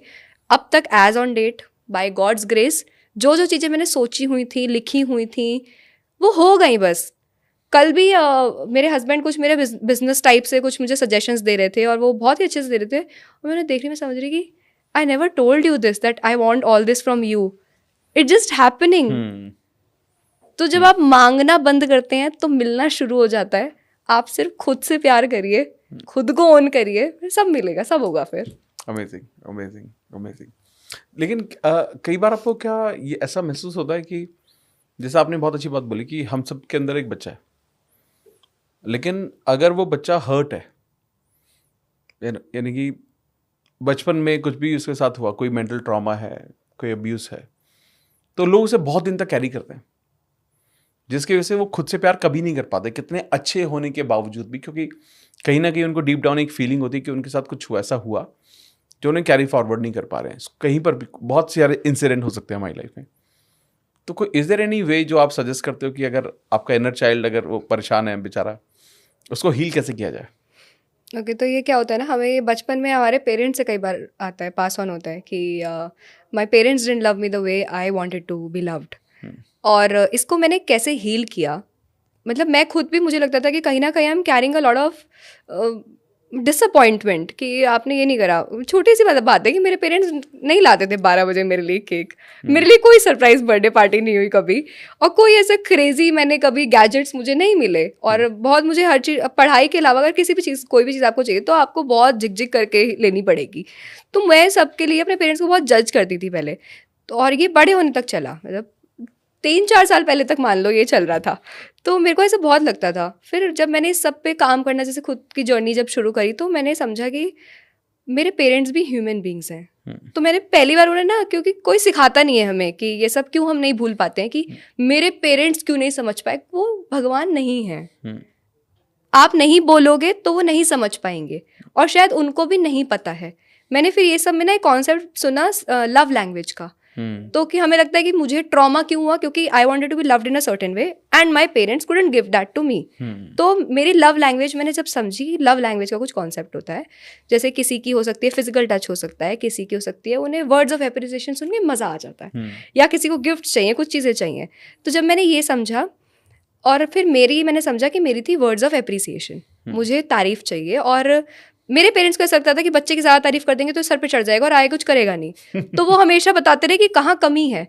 उस समय मेरा इनर चाइल्ड से हर्ट रहा हमेशा कि यार मैं कुछ भी कर रही हूँ, मैं खरी नहीं उतर पा रही एक्सपेक्टेशन पे। मुझे पूरी लाइफ यही लगता था कि मैं किसी की एक्सपेक्टेशंस पे नहीं खरी उतर पा रही हूँ, क्योंकि मुझे कोई अप्रिशिएट नहीं कर रहा है और मुझे अप्रिशिएशन सुननी थी। मेरे घर में कोई तारीफ नहीं करता था। मम्मी हमेशा कहती थी तारीफ होती है जो दूसरे करेंगे, माँ बाप थोड़ी बच्चों की तारीफ करते हैं। वो ये समझ नहीं रहे थे कि मुझे सुननी है तारीफ, तो मैं कुछ भी कर रही हूँ तो नहीं हो पा रहा तारीफ। फिर मैंने पहले ये समझा कि दूसरे नहीं दे रहे हैं तो अब I'll do my self parenting. I'll love myself the way I wanted to be loved. तो वो एक होता है ना कि हम बचपन से एक इंसान ढूंढते हैं कि वो एक एडल्ट जो मुझे बचा ले। तो जो आप बड़े हो जाते हो तो आपको ही वो एडल्ट बनना पड़ेगा जो बचपन का ट्रॉमा आपका हील करेगा। Nobody is coming from outside to save you. तो ये जब मैंने समझा तो मैंने खुद को लव लेटर लिखने शुरू करे। I started telling myself words of appreciation. और मुझे अच्छा लगता था कोई मेरा हाथ ऐसे पकड़ के या मेरे शोल्डर पे ऐसे करके तारीफ करे मेरी, तो मैंने खुद के साथ करना शुरू करा। तो मैं ऐसे अपने हाथ पे हाथ रखे कि you are doing wonderful Neha, I just love the way you talk, the way you express, the way you do not be scared to be vulnerable, I just love about it you. तो मुझे अच्छा लगा बहुत। मतलब मैं कई बार तो अपना लव लेटर लिख के रो रही हूँ कि वाह मैं कितनी अच्छी हूँ। So sometimes, and it's not self-obsession and being selfish. It's just healing a part of you जो वो चाहता था कि उसके साथ वो चीज़ें हों। तो मैंने पहला वो चीज़ करी। दूसरा, I started doing the things for people in my family जो मैं चाहती थी मेरे लिए कोई करे। Okay. तो मेरे को चाहिए था कि अगर मेरे लिए कोई 12 बजे केक लेकर आए, और एक बार मैंने अपने पेरेंट्स से बात करी तो मैं समझा कि उनको पता ही नहीं है कि मुझे ये चाहिए। उन्हें पता ही नहीं था कि ये सब भी करना होता है। बच्चे, उन्हें तो लगा कि वो मेरी एजुकेशन बढ़िया करवाएंगे, मुझे इंडिपेंडेंट बनाएंगे, तो दैट्स इनफ। सो मैंने ये समझा कि they are also human being, it's not their fault, और उन्होंने कुछ जानबूझ के नहीं किया है, उन्हें नहीं पता था।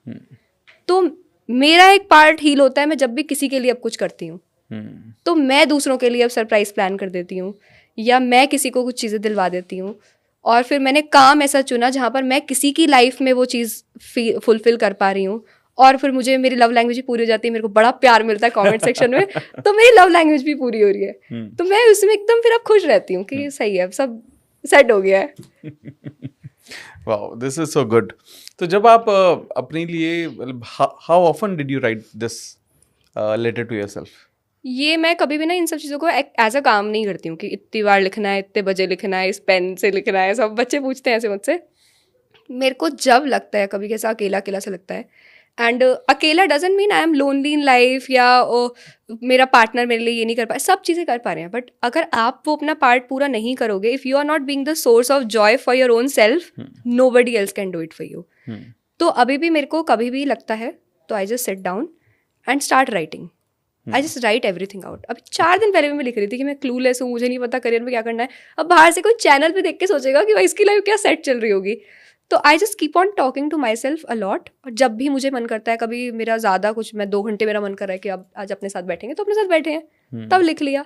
सो any time in whatever language you want to, कोई बाहर से सीखने की ज़रूरत नहीं है, अपनी भाषा में लिख लो, जो भी भाषा आती है उसमें लिख लो, just write it out, no fancy word, just talk to yourself. Amazing amazing amazing. एक चीज़ यहाँ पे थोड़ी सी बात करेंगे अबाउट, आपने भी थोड़ा छेड़ा उसको, सेल्फ लव और सेल्फिश होने में बीच में मुझे लगता है बहुत थिन लाइन है।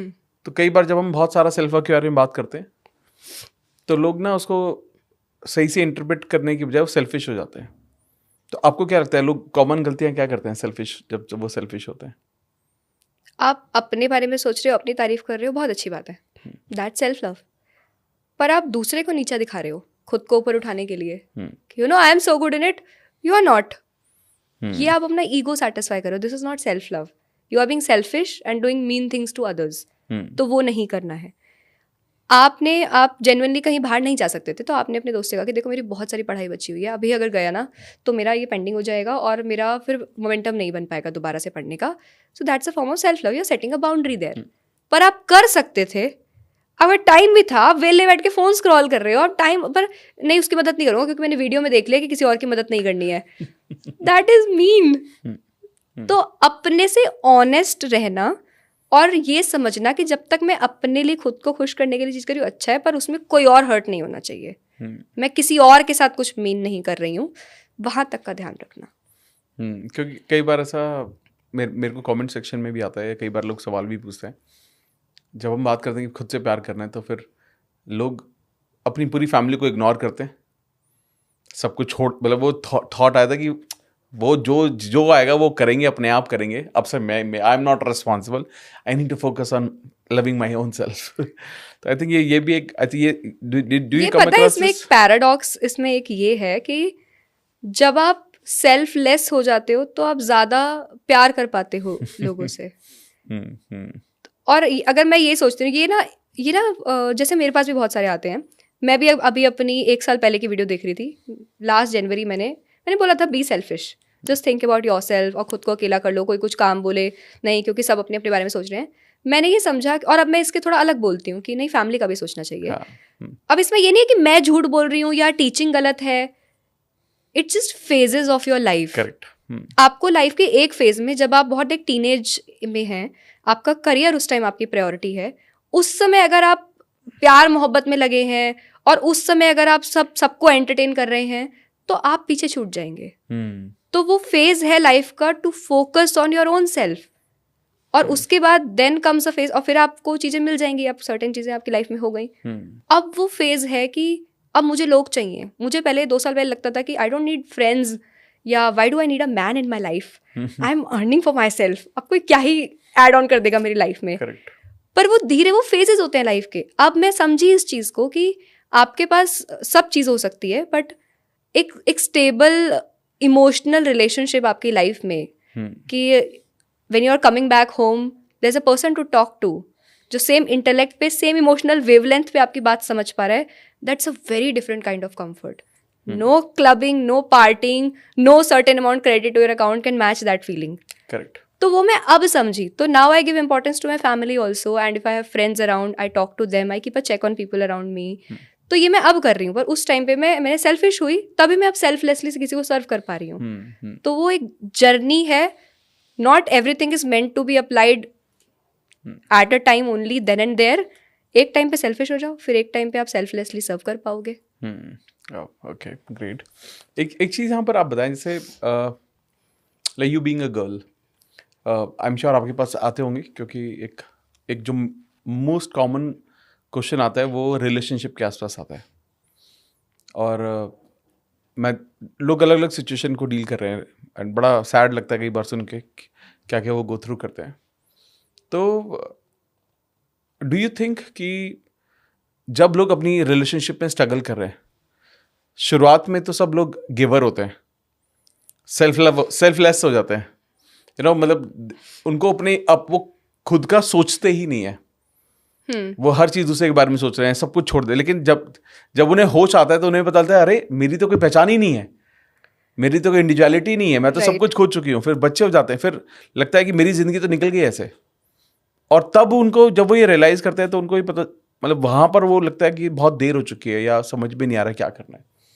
तो आप उन लोगों को क्या एडवाइस करते हैं? क्योंकि कई बार लोग ना बहुत क्लूलेस हैं इस स्टेज पर भी, इतना कुछ करना चाहते हैं, लेकिन क्योंकि वो इतना, ऐसा नहीं बोलते, बट कई बार लोग ना प्यार में इतने अंधे हो जाते हैं कि वो सिर्फ, गलत नहीं है, अच्छी बात है, प्यार, दूसरों को प्यार देना चाहते हैं, बट एक वक्त पर वो सब कुछ देने को तैयार हो जाते हैं, लेकिन जब वो सब दे चुके होते हैं तो उन्हें लगता है मैं तो खाली हो चुका हूँ। तो वहां क्या सोल्यूशन है उन लोगों के लिए? इसमें मैंने जो अपनी लाइफ में करा, अप्लाई करा, क्योंकि मैं जानती थी इन चीज़ों के बारे में, अवेयर थी। तो when I met my husband, तो मैंने एक चीज़ बोली कि देखो, अगर मैं खुश रहूंगी ना तो मैं सबको खुश रख पाऊंगी, और अगर मैं ही खुश नहीं हूं तो this is drastically going to improve your everybody's quality of life. और मैंने ये डिसाइड करा, अपने लिए सोचा कि मेरा सोर्स ऑफ जॉय क्या होगा। So my source of joy comes from when I serve people, और जब मैं दूसरों की हेल्प करती हूँ, तो मैंने कहा मेरे लिए ये ना हमेशा प्रायोरिटी पे रहेगा कहीं ना कहीं। जब मैं, और मैंने ये अभी भी नोटिस करा है, जब मैं काम कर रही होती हूँ तो मैं बहुत खुश, मैं फैमिली टाइम दे पाती हूँ, सब चीज़ें कर पाती हूँ, और अगर मैं वो नहीं कर रही तो मैं एकदम चिड़चिड़ी, अनॉयड रहूँगी, फिर तो तुमने ये कर दिया, तुमने वो कर दिया, मैं इस जोन में आ जाती हूँ मैं। तो आपको, जब आप किसी नए रिश्ते में भी आ रहे हैं, तो ये आपको थोड़ा थोड़ा सेल्फ अवेयरनेस के साथ आता है कि ये समझना, एक लाइन ड्रॉ करना, you should be a giver, ठीक है, but if you are only giving and the other person is not reciprocating it, not acknowledging it, not reciprocating it, not appreciating you for it, तो आपको थोड़ा सा समझना चाहिए और एक लाइन ड्रॉ करनी चाहिए उसके बाद. This is not a manipulation, पर एक अपने लिए भी तो मैं कहीं ना कहीं सोचूंगी ना. और ये मैंने एक चीज समझी है, कई बार हम दूसरों के लिए चीजें करते हैं और हम कहते हैं मैंने बिना किसी एक्सपेक्टेशन के लिए दूसरों के लिए सारी चीजें करी, मैंने पूरी लाइफ दिया, पर किसी ने मेरे लिए कुछ नहीं करा. पर अगर आप इन द फर्स्ट प्लेस आपके दिमाग में ही चल रहा है कि मैंने तुम्हारे लिए ये करा, तुम मेरे लिए पलट के क्या करोगे, तो आपने सेल्फलेसली नहीं किया. करेक्ट. आप पहली बार में ही एक्सपेक्ट कर रहे थे कि मैंने ये किया अब तो तुम मेरे लिए करो. पता है पूरा लॉ ऑफ अट्रैक्शन मैनिफेस्टेशन में मुझे बेस्ट चीज क्या लगती है? Everything is just mirroring out what's happening with in. आप मन में अगर सोच रहे हो कि मैंने तुम्हारे लिए, मैंने तो सेल्फलेसली किया था, मैं सबके लिए करती हूँ, मन में तुम्हारे ये था कि मैंने अगर इसको इतना महंगा गिफ्ट दिया तो ये पलट के मेरे बर्थडे पे क्या देगा, और उसने तुम्हारे बर्थडे पे उतना महंगा नहीं दिया तो तुमको गुस्सा आ गया, तुम हर्ट हो गए. पर तुम क्यों आउट ऑफ द वे जाके आप तब तक चीजें मत कीजिए किसी के लिए जब तक आप जेन्युइनली नहीं करना चाहते. और अगर उसने पलट के कुछ भी नहीं किया और आपको चलेगा, वहां थे आप, वहां तक आप ठीक थे, वो आप गिवर थे. पर आप ये सोच रहे हैं कि मैंने फर्स्ट प्लेस में मैंने तुम्हें ये दिया, अब तुमने मुझे पलट के ये देना, तो वो ट्रांजैक्शन चल रही है फिर. और फिर आपके साथ फिर वही चीजें मिरर आउट होती रहेंगी. तो मैंने समझा अपनी लाइफ में कि मैं एक बाउंड्री ड्रॉ करके चलती हूँ सब रिश्तों में. और ये शायद किसी को मीन लग सकता है, but even if it's my parents also, मेरी अब की फैमिली जो भी है, मेरी एक बाउंड्री सेट है. I will do everything for you but not at the cost of my self. बस जो इसकी रिस्पेक्ट कर रहे थे welcome in my life, and if not respecting, okay, good. I think it is very very important. ये आपने बहुत हल्के में, आपने बहुत डीप बात बोली है बहुत लाइट तरीके से. आई थिंक ये लोगों को समझनी चाहिए. अगर लोग ये समझ पाएंगे कि खुद से प्यार करना कितना ज़रूरी है, और वो एक हल्की सी बाउंड्री, चाहे हल्की सी हो, अगर वो सेट की हुई है, तो पहला ना तो आप रोज रोज अपने आप को हर्ट नहीं करोगे. जब आपको दूसरों के लिए करना होगा, आप वो भी कर रहे होगे और खुद को हर्ट भी करोगे, तो एटलीस्ट इससे तो बचोगे आप. लोग करते हैं सब. क्यों यहाँ ज्यादा तो लोग रिश्तों में क्यों परेशान है, फिर वो सोचते हैं कि रिश्ते नहीं होने चाहिए, छोड़ देते, क्योंकि वो फर्स्ट प्लेस पे बाउंड्री नहीं सेट कर रहे हैं. इमोशनल हो गए, चीजें करे जा रहे और मन मन में करना भी नहीं चाह रहे हैं और फिर भी करे जा रहे हैं. यहाँ जो द्वंद्व आता है ना, कॉन्ट्रडिक्शन जो होता है, फिर वो आपकी सब जगह फिर रिफ्लेक्ट होता है. आपके अंदर अगर स्टेबिलिटी है तो फिर आपको करियर में भी स्टेबिलिटी महसूस होगी, रिश्तों में भी होगी. और अंदर ही अगर नहीं करना चाह रहे हैं, फिर भी चलो कर देते हैं, फिर करते ही रह जाओगे फिर आप पूरी लाइफ. Okay, great.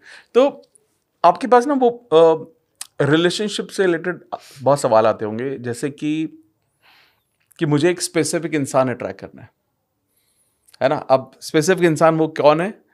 वो मेरे साथ 3 साल पहले कॉलेज में पढ़ता था, 3 साल से मेरी बात नहीं हुई है, उसने मुझे ब्लॉक कर रखा है, मुझे उसी को मैनिफेस्ट करना है, चाहे कुछ भी हो जाए. ऐसे सिचुएशन में आप क्या करते हो? ऐसा बहुत ज़्यादा मेरे पास ये वाले क्वेश्चंस आते हैं, बहुत ही ज़्यादा आते हैं. मेरा 18 से 24 साल वाला वो है ऑडियंस है, और उनके यही द्वंद्व होते हैं जीवन के. और ऐसा मुझे भी लगता था एक टाइम पे कि मेरे को सर्टेन इंसान नहीं मिला तो दुनिया इधर की उधर हो जाएगी, पता नहीं. पर एक चीज़, एक कॉन्सेप्ट होता है कि 2 people कैन ग्रो अपार्ट, और वो आप इवॉल्व नहीं हो रहे अगर 2 लोग हैं, ठीक है. अब जैसे आपने जो एग्जांपल दिया कि कॉलेज में कोई इंसान था 3 साल बाद, जिससे मेरी बात नहीं हुई है. Let's say you are somebody जिसको ये सब चीज़ों का नॉलेज मिला, उसने और बुक्स पढ़ी और उसने खुद पे काम किया. अब 2 इंसान कॉलेज में यहाँ थे, अब आप ऊपर पहुंच चुके हो, वो हो सकता है वहीं का वहीं हो ना. वो इंटेलेक्चुअली ग्रो नहीं करा, वो इमोशनली भी इवॉल्व नहीं हुआ, वो उसने किसी भी तरह से ग्रो नहीं करा अगर लाइफ में. इंटेलेक्ट लेवल पे I am talking, not in terms of पैसा कितना कमाया, वो कहाँ जॉब कर रहा है, वो हटा दो. अगर कोई इमोशनली इवॉल्व नहीं हो पाया है तो आप उसके साथ जेलअप नहीं कर पाओगे. और ये चीज़ हम नहीं समझते हैं जब हम उस स्पेसिफिक पर्सन को अट्रैक्ट कर रहे होते हैं, कि आप हो सकता है सेम उस पे ना हो, सेम वेवलेंथ पे नहीं हो आप दोनों उस टाइम. और एक और चीज़, मैं I believe so much into surrender and God, so much. तो मेरे साथ भी कई बार ऐसा हुआ कि मुझे लगा था कि उस समय पे वो इंसान मेरी लाइफ में होना चाहिए, पर मैं, क्योंकि मेरे टेबल पे एक हनुमान जी रहते हैं और मैं भगवान में बहुत ज़्यादा विश्वास करती हूँ, तो मैं सोचती हूँ कोई नहीं मिला ना, इसके पीछे कोई रीज़न होगा. और मुझे नहीं जानना रीज़न, मुझे नहीं सारे ज्ञान जानना कि क्या रीज़न है, मुझे अभी बताओ. It's my choice to believe into it कि whatever will happen for my highest good. तो ये मिला तो बहुत अच्छी बात है, नहीं मिला तो वो भी अच्छी बात है. तो जब मैं ये सोचती हूँ ना, and you are the result of your belief systems. Correct. अगर मैंने सोच लिया कि मेरे साथ जो होगा वो बेस्ट के लिए ही हो रहा है, मिल गया तो बेस्ट के लिए, नहीं मिला तो इससे अच्छा कुछ होगा, ये सोच के मैं लाइफ में आगे बढ़ जाती हूँ. And my beliefs always serve me and they prove me right all the time कि मुझे उससे बेहतर कोई मिल जाता है, चाहे कोई अपॉर्चुनिटी हो, कोई जॉब हो, कोई इंसान हो, तो ये हमेशा हुआ है. तो ये जो हमारी चाहत है कि उस स्पेसिफिक पर्सन को अट्रैक्ट कर लें, क्योंकि हम जब यंग एज में होते हैं हमारे रोमांटिक रिलेशनशिप के आइडियाज आते हैं बॉलीवुड से, गानों से. हम आधे कुछ ट्रेड्स उठाए इधर मूवी से, थोड़े ट्रेड उठाए उस मूवी में और उस बंदे पे लगा दिए, और वो बंदा कुछ और ही था. हम उसमें अपनी इमेजिनेशन में मन में उसको पति समझ के उससे शादी करके बैठ गए और वो कुछ और ही इंसान है. तो इसीलिए ना खुद पे काम करना, सेल्फ अवेयर होना इसलिए ज़रूरी है, ताकि आप एक क्लियर माइंड से, अनक्लटर माइंड से सोच पाते हो और जो इंसान जैसा है उसको वैसा देख पाते हो. ना कि मैं आपको एक अपने फिल्टर से देख रही हूँ. कि हम ना जब भी किसी स्पेसिफिक पर्सन को अट्रैक्ट करने का सोचते हैं तो हम उस पर्सन को अट्रैक्ट करने का नहीं सोचते हैं. उस पर्सन की एक इमेज जो मेरे दिमाग में है, हम उसे लाइफ में पाना चाहते हैं, पर वो मेरे दिमाग वाला पर्सन वो पर्सन नहीं है. वो कभी नहीं होता है. अब आपने अगर मुझे सोशल मीडिया पे देखा, एक वीडियो में देख के आपने मेरी एक इमेज बनाई होगी अपने दिमाग में, कि ये तो बहुत ही हो सकता है एकदम सेल्फ अवेयर हो और ये इसको सब क्लैरिटी होगी लाइफ में. अब मैं आपसे आके बात करूँ, मैं बताऊँ कि अमित मुझे कोई क्लैरिटी नहीं है लाइफ में, क्या करना है आगे. अब आप मुझसे थोड़ा सा डिसअपॉइंट फील करोगे कभी कभी कि मैंने तो इसको कुछ और देखा था सोशल मीडिया, तो कुछ और निकली. तो ये मेरी प्रॉब्लम नहीं है ना, आपने मेरे दिमाग में इमेज क्यों बनाई मेरी. करेक्ट. अब मैं वो इमेज से जब मैच नहीं करूंगी तो आपको डिसअपॉइंटमेंट होगा उसके बाद. So that's why we suffer in the relationship even after manifesting the specific person in our life. क्योंकि वो मैं इमेज से प्यार कर रही थी, उस इंसान से नहीं. बाद में बोलते हैं कि शादी के बाद बदल गए, कि वो कभी नहीं बदला, वो हमेशा से ही ऐसा था. उसने तुम्हें बात पे क्लूज दिए थे. जब आप किसी को उससे बात कर रहे हो और वो आपकी बात इमोशनली नहीं समझ के आपको कह रहा है यार ओवर रिएक्ट क्यों कर रही है, तब आपको लग रहा है यार मेरी बात नहीं समझ रही, क्योंकि वो नहीं सब, वो इमोशनली आपके साथ उस सेम वेवलेंथ पे नहीं है.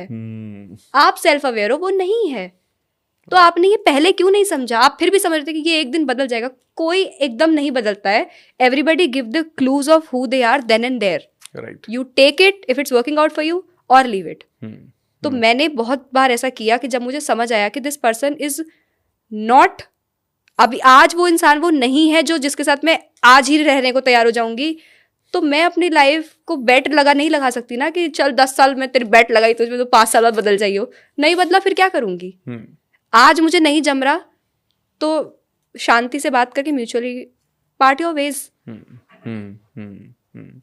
अब जैसे आई एम श्योर ये भी सवाल आपको आते होंगे, जैसे कुछ लोग हैं जो एक शादी हो गई उनको, they got kids also, but after 10 years or 15 years of marriage,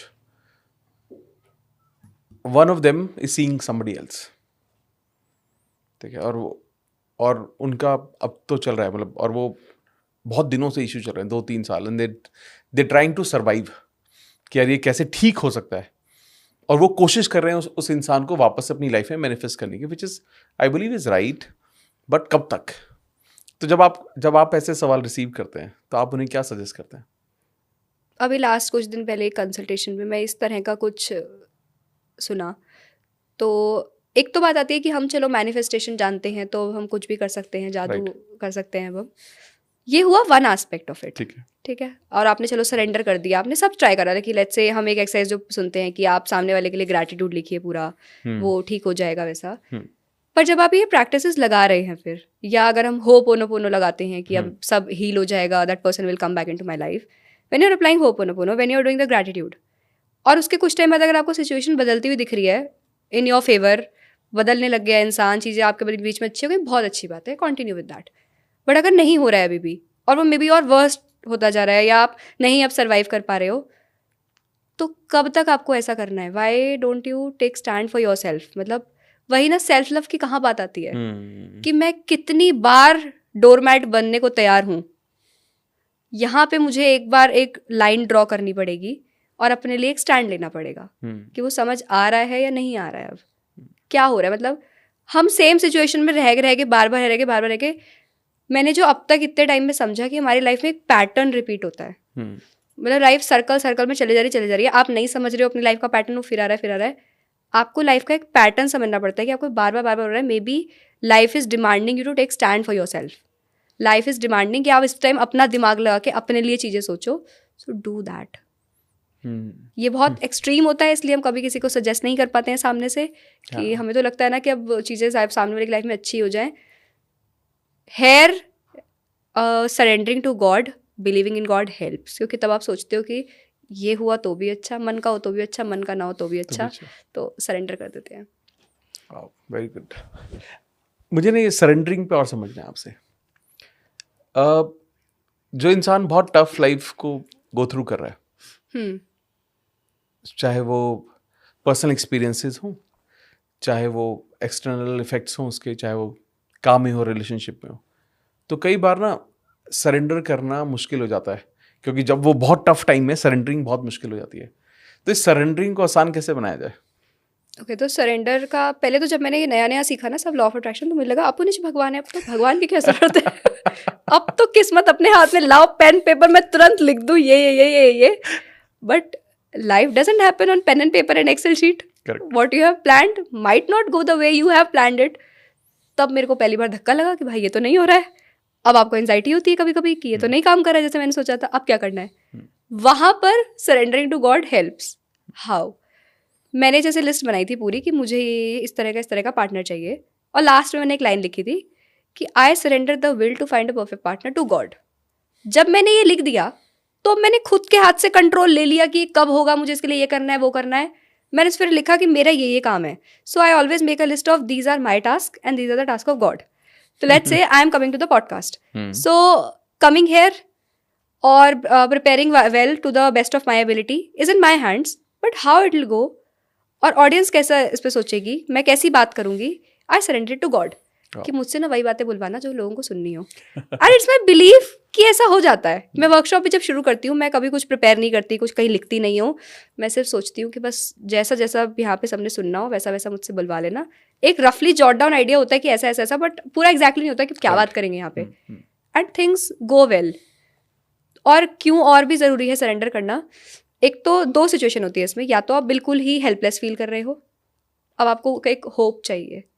तो मैं उस सिचुएशन में भी थी कि जहाँ बिल्कुल हेल्पलेस हो, अब नहीं पता, मैंने इतना पढ़ लिया पेपर में क्या होगा, पिछली 5 बार फेल होकर आ चुकी हूँ, what next now. Surrendering God help me in a way कि that give me a hope, कि मैंने अपना मंदिर के सामने आके भगवान जी को बोल दिया है, भगवान जी देखो मैंने सारा पढ़ लिया, अब क्या होगा आगे आप देख लेना।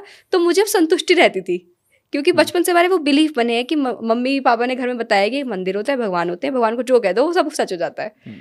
और वो हम बचपन से वो गणेशा वाली ओ माय फ्रेंड गणेशा तू रहना साथ हमेशा, वो हम सुनते आ रहे हैं ना चीज़ें ऐसी, तो मुझे होप मिलती थी इससे।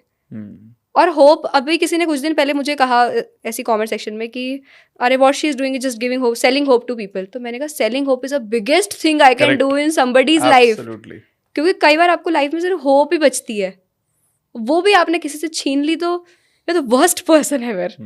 तो इसलिए वो होप मिलती है मुझे भगवान की पूजा करके, सरेंडर करके। और मैं सिर्फ मंदिर के आगे बैठती हूँ, मैं सोचती हूँ अब मैं जहाँ भी सिचुएशन में, मुझे नहीं पता मैं यहाँ पे कहाँ से आ गई हूँ, मुझसे नहीं हो रहा है, अब आप देख लेना। और ये आज तक जब भी मैंने किया है, it worked beautifully for me. And कैसे इसको मैनिफेस्टेशन से हम लिंक कर सकते हैं कि आपने अपने दिमाग से बहुत ज़्यादा प्रेशर हटा लिया कि कब होगा, डेडलाइन दी हुई थी, टाइमलाइन दी हुई थी, पूरा प्रोसेस दिया हुआ था, आपने उसका वो हटा लिया। और जब आपने वो हटा लिया, स्ट्रेस जब हट गया, तो you are not resisting to it, resist नहीं कर रहे हो, तो वो अपने आप हो जाएगा। तो ये इसका लॉजिकल आंसर है। Now another segment of it is कि अब आपके पास सब कुछ है लाइफ में, अब क्यों सरेंडर करना है? क्योंकि जब आपके पास लाइफ में सब कुछ है, सब चीज़ें आपके प्लान के हिसाब से चल रही हैं, तब आपको कहीं ना कहीं ईगो बिल्ड होता है। And I have experience that too. जब सब चीज़ आपकी लाइफ में आपके हिसाब से हो रही थी, तो आपको कहीं ना कहीं लगता है कि अब तो हमारे जलवे ही अलग है, अब तो हम ही हमें बस। उस समय पे फिर वो आपके बिहेवियर में रिफ्लेक्ट होता है, फिर you will somehow make people feel a little uncomfortable in your presence, you are not being humble now. तो फिर मैंने ट्राई करा कि जब मैंने ऐसा करा तो फिर अपॉर्चुनिटीज़ फिर डगमगानी दिखी, बाहर लाइफ डगमगाती हुई दिखी थोड़ी, क्योंकि अब वो मेरी ईगो में आने लग गई वो चीज़। यहाँ पर सरेंडर इसलिए हेल्प करता है कि आप थोड़े हम्बल रहते हो। फिर मैंने किया ग्रैटिट्यूड, फिर मैंने किया बहुत शुक्राना। फिर मैं सुबह 5 बजे उठती थी और मैं कई बार नहीं सोई रात को और 5 बज गए, तो मैं वो भगवान आपका बहुत बहुत शुक्रिया आपने मुझे दिया। तो आपको ये समझ आता है कि कोई शक्ति है जो मुझे दे रही है, और वो दे रही है तो वो ले भी सकती है। जब आपको ये रहता है ना कि कोई शक्ति से मिल रहा है तो आप हम हम्बल रहते हो, और फिर you are just being an instrument that there is a energy giving so much to you and you are just passing it on to the people. तो इन दोनों सिनेरियो में surrendering to God really helps. Wow, अब I think surrendering को जिस तरह से आपने समझाया, मैंने पहली बार इतना डिटेल में और बहुत क्लियरली समझ में आया, और thank you for this, special thank you for this, thank you. And I am sure बहुत सारे लोग इस पार्ट का वेट कर रहे होंगे कि ये पार्ट आए और हम समझे। अमेजिंगली, बहुत अच्छे से एक्सप्लेन किया आपने। एक और एस्पेक्ट है जो आई थिंक मुझे लगता है बहुत इंपॉर्टेंट है, वो है फॉरगिवनेस का। और लोगों के लिए तो मुश्किल, यही सबसे मुश्किल काम बहुत मुश्किल है ना? तो इसको इस जर्नी को फॉरगिवनेस के थ्रू आसान कैसे बनाया जाए? Forgiveness is further bifurcated into 3 parts. First, forgiving to others. किसी ने मेरे साथ कुछ गलत किया बचपन में, बड़े होके लोग इसको होल्ड करके रखते हैं life long. So first is this. Second is seeking forgiveness from others. आप भी knowingly unknowingly बहुत लोगों को हर्ट कर देते हैं बहुत बार। जब आप कहते हैं मेरा तो वो मतलब नहीं था, पर किया ना, हमें नहीं जानना आपका मतलब था नहीं था, किया ना, पर सामने वाला हर्ट हो गया ना, कोई आपकी वजह से रात को नहीं सो पाया ना, तो that will add to your bad karma, that will come back to you. तो seek forgiveness for that. Third is self forgiveness. खुद को भी बहुत बार हर्ट किया होगा, जब खुद से ओवर उम्मीदें लगाते हैं और खुद जब नहीं हो पाती हैं चीज़ें तो खुद को कोसते हैं, खुद को एक्सेप्ट नहीं करते हैं, खुद के बारे में गलत गलत बोलते हैं। तो वो फर्स्ट वाला जब आता है कि फॉरगिविंग अदर्स, उसको लोग कैसे कैरी करते हैं। So there was a girl came in my workshop, वो आई और उन्होंने कहा कि शी एक्चुअली मेंशन, मैंने कभी इसको टेस्टिमोनियल किसी से शेयर नहीं करा क्योंकि वो बहुत उनका पर्सनल मुद्दा था। तो वो कह रही कि मैं ना सुसाइड कमिट करने वाली थी, I was so done with life, पर मेरी बहन ने पता नहीं कैसे, कह रही मैं एक दिन छत पे गई, मैंने कहा कोई भगवान है तो मुझे हेल्प करे, और कह रही उस दिन बस मेरी बहन ने आपकी वर्कशॉप खरीदी और फिर उसको कहीं जाना पड़ गया तो उसने कहा पैसे दिए हुए तो तू देख लियो। तो मैं सोचा चलो सुन लेती हूँ। एक दिन सुना, 2 दिन सुना, ऐसे सारे सेशन सुने, और उन्होंने बताया कि मैं ना she is a dark complexion girl. उन्होंने कहा मैं काली दिखती हूँ ना, तो बचपन से लोगों ने बहुत बुरा फील करवाया इसके बारे में मुझे। कह रही I clearly remember I was 5 or 6 years old, I was wearing a white और some light pink colour frock, और किसी रिलेटिव ने आगे कहा कि तू कैसी बेकार से लग रही है, अपनी बहन को देख कितनी सुंदर लगती है। तो कोई 24-25 साल का होके उसे आज भी याद है कि 5 साल में उसको किसी ने बुली किया था उस चीज़ के पीछे, एंड शी वॉज कैरिंग, और उनके साथ कुछ फिजिकल अब्यूज़ हुआ घर में ही किसी रिलेटिव के through, and she was carrying a lot of hatred towards her mother की she didn't took stand for me. उन्होंने मेरे लिए उस समय स्टैंड नहीं लिया। पर फिर हमने फॉरगिवनेस वाला सेशन करा, मैंने उसमें एक बात कही कि कई बार हमें लगता है कि सामने वाले ने मेरे लिए ये नहीं करा, पर उस टाइम उन्हें नहीं पता था कि ऐसा भी करना है, या उनमें करेज नहीं था उस चीज़ को करने का। और आप सोचो आपकी मदर भी एक कभी यंग गर्ल होगी और उसको नहीं करेज होगा, उसको सिखाया ही नहीं गया कि ऐसा भी करना होता है। शी स्टार्टेड अंडरस्टैंडिंग इट, और मैंने कहा एक फॉरगिवनेस लेटर लिखो अपनी एक मम्मी को, सिर्फ एक यंग गर्ल की तरह देखो। अब ये नहीं कि वो कोई भगवान है उनको सब करना चाहिए था, एक यंग गर्ल जो नहीं हिम्मत जुटा पाई, उसे नहीं पता था। She did it once, twice, thrice, and she said I cried so bad। और मैं इतने दिन से नींद की दवाइयों पे चल रही थी और मेरी वो छूट गई, मैं सोई भी बेटर, और यहाँ भारी भारी लगता था, मुझे बेटर लग रहा है। तो कभी कभी आपको किसी को माफ़ इसलिए नहीं करना कि उन्होंने कुछ गलत नहीं करा, या बिल्कुल आपको इसलिए करना because now you want that peace in your life. तो इसलिए दूसरों को माफ़ करना ज़रूरी है। एक बार उनके नज़रिए से चीज़ को समझ के देखिए कि वो नहीं कर पाए, बस नहीं कर पाए, और फिर दूसरों से माफ़ी मांगिए। So there is a prayer I do for forgiveness अपने लिए, कि मुझे नहीं पता मैंने अपने किस जन्म में जाने अनजाने में, नोइंगली अननोइंगली, इंटेंशनली किसी के साथ कुछ भी गलत किया हो, to any soul. So right now I seek forgiveness with all my heart. मैंने ये प्रेयर करी कुछ टाइम, वही 2019-2020 के टाइम पे, मैं ऐसी जस्ट कहीं से सुना कर ली, अच्छा लगा, 1 महीना करी, I start to feel so light within, जैसे मैं कितने कंधे पे बोझ लिए बैठी थी और वो हटने लगा। और पता नहीं ये कोइंसिडेंस हुआ या क्या हुआ, और जो मेरी रुकी हुई चीज़ें थी, मेरा कब से सीए का रिजल्ट रुका हुआ था, मैंने अपनी सारी किताबों से माफ़ी मांगी कि सॉरी, मैंने तुम्हें कब कब कोसा होगा कितनी बार कि कहाँ फंस गई मैं, क्यों आ गई यहाँ पे। मैंने अपने सारे कोर्स, उससे सारी बुक से माफ़ी मांगी, पूरी डिग्री से मैंने माफ़ी मांगी, and I cleared in that attempt. Obviously I studied for it, पर वो जो मेरे को था कि ये नहीं हो रहा, वो नहीं हो रहा, तो जो अंदर इतना फ्रस्ट्रेशन, इरिटेशन वो था ना, वो हटने लगा, रेजिस्टेंस हटा, वो चीज़ें हो गई लाइफ में। That I seek forgiveness from मैं, एंड आई थिंक कि सारी नॉन लिविंग थिंग्स भी मुझे सुन सकती हैं, तो मैं सारी नॉन लिविंग चीज़ों से भी बात कर लेती हूँ अपनी बुक से, फ़ोन से, मैं किसी कैब में आई उसको थैंक यू कर दो, मैं सब चीज़ को।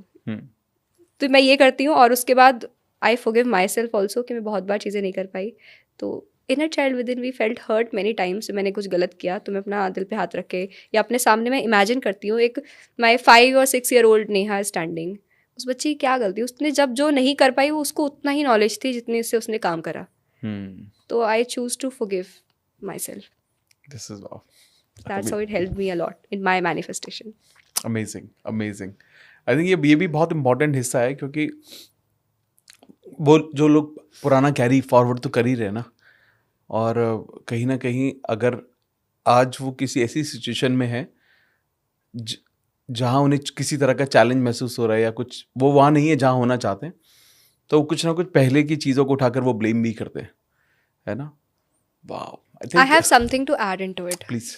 फॉरगिवनेस वाली बात जब आती है, how it help me in my manifesting my life partner is, मैंने कुछ दिन ऐसा किया कि मेरे पास हनुमान जी हैं, तो मैं उनके सामने बैठ के I choose to forgive all the men in my life.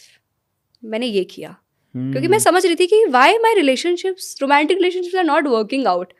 उस दौरान मैंने समझा कि I am somehow carrying a lot of disappointment for my father, he didn't do this this this this, ये नहीं करा, ये नहीं करा। और जो आपका रिश्ता आपके मम्मी और पापा से होता है, जैसे बीइंग अ गर्ल मेरा जो रिश्ता मेरे फादर से है, वही मैं अट्रैक्ट करूंगी अपने लाइफ पार्टनर के रूप में। कि जो मेरे वहां पर ट्रॉमास रिजॉल्व नहीं हुए ना, वो यहाँ होंगे रिजॉल्व। तभी लोगों के जो स्पेस होगा वो आप फिल हाँ, वो यहाँ से होगा। तभी जिनके फादर कभी किसी के इमोशनली अनअवेलेबल होते हैं, she seek for a man older than her, कि वो पापा वाली कमी पूरी कर देगा। You need to heal yourself first, seek forgiveness, कि वो खाली जगह कोई नहीं भर सकता, मुझे ही भरनी है। तो उसके लिए मुझे पहले अपने पेरेंट्स को माफ़ करना है जो वो नहीं कर पाए। उसके बाद जो भी मेन को मैंने डेट करा, तो हम कई बार ना बहुत हेटरेड कैरी करते हैं कि मेरे एक्स ने ये करा, मेरे एक्स ने वो करा। वो मुझे वही शीशा दिखाने आया था जो मैं पैटर्न नहीं समझ रही थी। So it was not his fault what he did. तो मैंने सबको माफ़ किया कि मुझे नहीं पता वो मेरा लाइफ का क्या पैटर्न सिखाने मुझे आए थे। Maybe I was not accepting myself completely and I was seeking the external validation, इसलिए and I was being over dependent on them and I was not setting boundaries. तभी ये चीज़ें repeat हो रही थी, pattern repeat हो रहे थे। तो मैंने ये समझ के, जब इसके मैं लॉजिक समझ पाई, तो it was easy for me to forgive them also. तो मैंने उन्हें माफ़ करा। जो भी मैन मेरी लाइफ में किसी भी रूप में रहे हैं, पहले मैंने उन्हें माफ़ करा, फिर मैंने सबके लिए ग्रैटिट्यूड करा कि उन्होंने मुझे क्या क्या सिखाया। मैं अपने किसी भी मेंटोर से मिली, उसने मुझे क्या सिखाया, मेरे डैड ने मेरे लिए क्या क्या चीज़ें अच्छी करी। मैंने बहुत सारा फिर एप्रिसिएशन, ग्रैटिट्यूड करा उनके लिए। And I did this exercise, और ये करके मेरे को 15-16 दिन हुए। एंड पता नहीं कहाँ से, मतलब आई मैसेज्ड माई पार्टनर, ऐसे इंस्टाग्राम पे हम कब से कनेक्टेड थे, हमने कभी बात नहीं करी थी। ऐसे उन्होंने कोई स्टोरी डाली, मैंने मैसेज करा, we started talking and it just went so smooth. तो मे बी आपकी लाइफ में जब चीज़ें नहीं आ रही हैं, so you are being the block in your manifestation. So forgiveness and gratitude is magical. Wow. तो do you follow any practice on specifically on gratitude जो लोग डेली लाइफ में यूज़ कर सकते हैं? मैं जैसे कल ना 13th को अभी हमारा लोहड़ी फंक्शन था and I was not feeling well, मतलब अभी भी मेरे आवाज़ से लग रहा है कि I am not feeling well.